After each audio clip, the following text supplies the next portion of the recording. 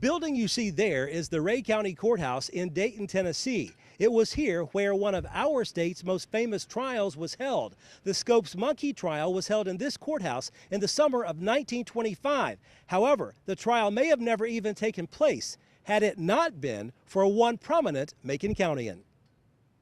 Macon County native John Washington Butler served as a state representative in Tennessee between 1923 and 1927. In addition to farming, Butler also taught school. While serving 3 counties, Butler was appointed to serve on a state legislative committee that oversaw schools that were run by the state of Tennessee. It wasn't long before Butler discovered some of the textbooks being used taught Charles Darwin's theory of evolution, the theory that in part says man originated from apes. Butler immediately introduced a bill in the legislature that would prohibit the teaching of evolution. To learn more about Butler and what happened after his bill became law, I spoke recently with Dr. Jeanette Keith at Tennessee Tech University.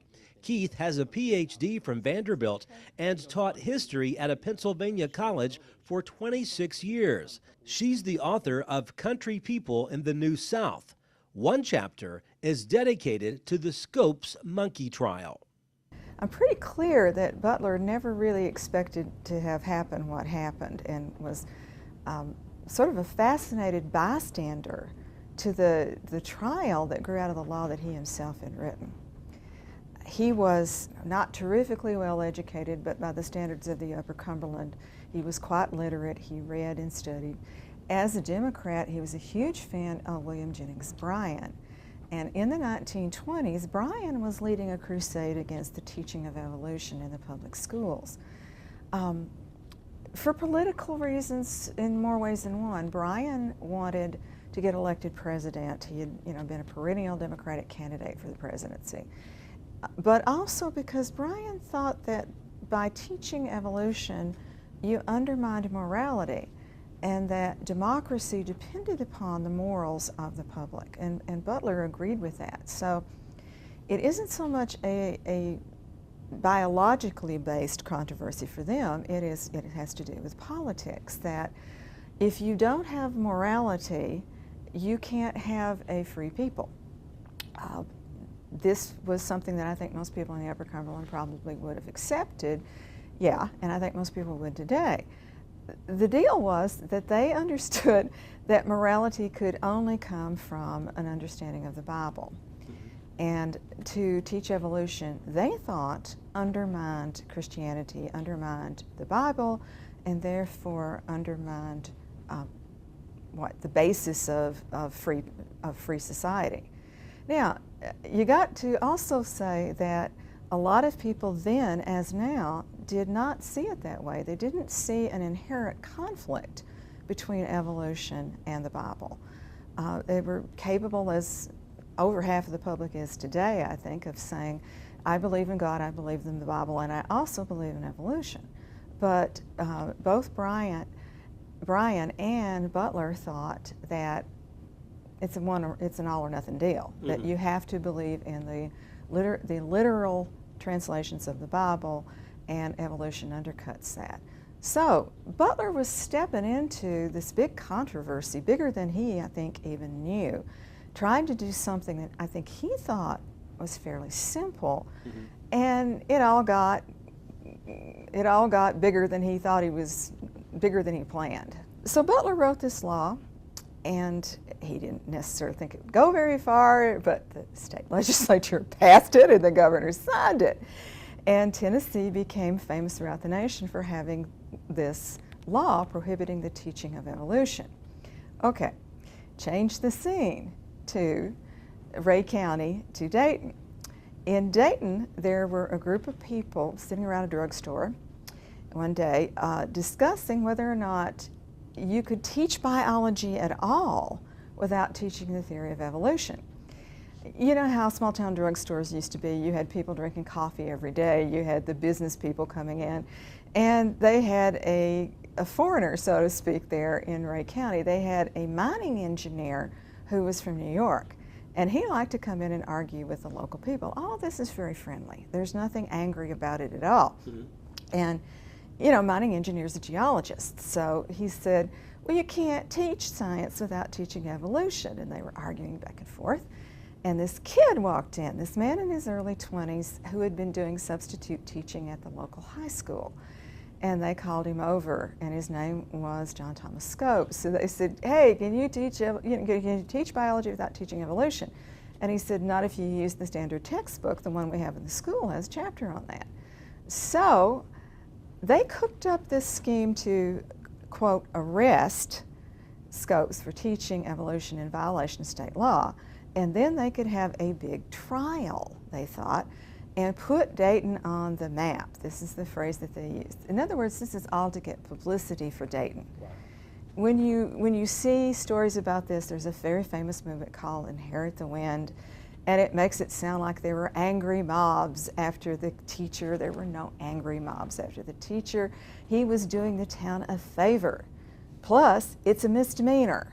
So he was okay with it? Oh, yeah, he was okay to do this. I mean, he volunteered to do it. He wasn't even the standard biology teacher. The standard biology teacher was a married man with kids, and he just didn't want to fool with it. He did not want to be the famous person. So they got this young man to do it. And like I said, it's a misdemeanor. There's no, you know, it's a fine, a very small fine if you are convicted. Okay, so bless their hearts, the people in Dayton got rather more than they bargained for. This spirals into what was often called the trial of the century. At the time, it received enormous publicity. You had newspaper men coming in from all over the country, and you had radio. You're beginning to have broadcasted radio reports coming from Dayton. It's just this big circus. And people in Dayton were thrilled because it meant that the stores are full. Every house in town that had a spare bedroom has someone staying in it. Mm-hmm. And it's a promotion device for the town. Scopes' defense was paid for by the American Civil Liberties Union. The mining engineer had said, hey, if you can get somebody arrested, quote, quote, cited for this, you know, I know the ACLU will pay for a lawyer. Mm-hmm. So that was part of the way that, you know, Scopes knew he wasn't going to have to pay for his own legal team. Mm-hmm. So these guys come in from the Northeast. William Jennings Bryan, perpetual presidential candidate, volunteered to serve on the prosecution team. Mm-hmm. Well, okay, this is a big deal. It would be like Bill Clinton volunteering to serve as a small-town lawyer on a misdemeanor case. Mm-hmm. Okay, so the ACLU needed a big gun to manage to balance off against that. And the person they got to do that, who volunteered to do that, was Clarence Darrow, who is the most famous criminal lawyer in the country. He's, I'm sure, hands down the best known lawyer in the country. So you have this, quote, clash of the titans. And in this, the very young high school teacher and the original author of the law are kind of floating along in the storm. You know, they're not at all driving this thing. Mm-hmm. All right, so all this happens, and Butler is back in Macon County. It's in the middle of the summer, a really hot summer, and a guy from the New York Times comes to talk to him. And this tells you something about Butler. The guy from the New York Times contacts him and says, can I come and talk to you? And Butler says, sure, I'll pick you up at Hartsville, because that's the nearest railroad station. So he drove down and got him. And the New York Times reporter was, I think, sort of surprised to find out that he liked him. He also said, this guy's huge. I thought it was funny. I don't know who the reporter was, but apparently this big farmer shows up. And Butler had written out a statement, very carefully written, explaining the political implications of teaching evolution, the destruction of public morality. And the New York Times reporter wrote a sort of surprised, I think, story about it, saying if you agree with his premises, he's right. Understood. You know, I don't really agree with his premises, the reporter's sort of saying, but he is intelligent, he is well spoken, you know, he's not a kook. Right. This is just, we happen to disagree with the basic belief that teaching evolution would undercut morality. Mm-hmm. So Butler gets publicity, and Butler really wanted to go to Dayton. He thought it would be really interesting to go and see this. And a press syndicate said, well, if you will, we'll send you to Dayton, we'll pay your way, and you can write some stories for us. Mm-hmm.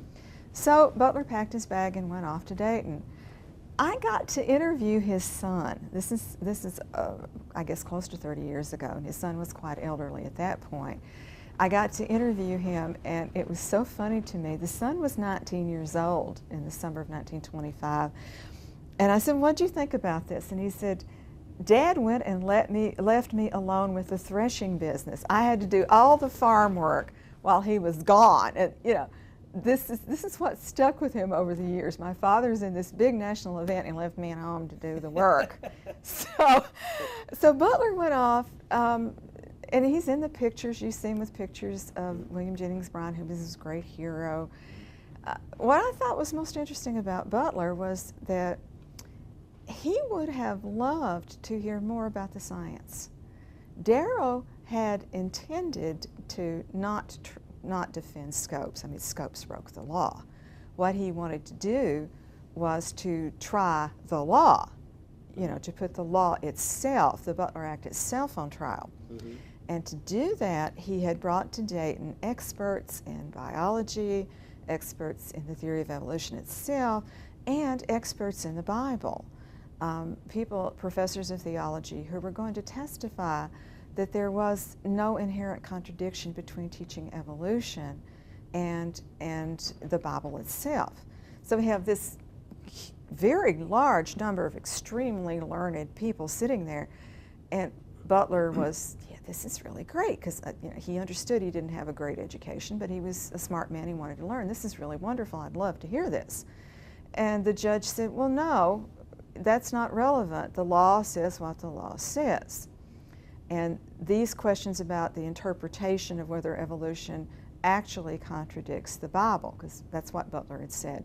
You could not teach a theory that contradicted the Bible, mm-hmm. Okay? And the judge says, that's not really the issue. We're not going to put the law on trial.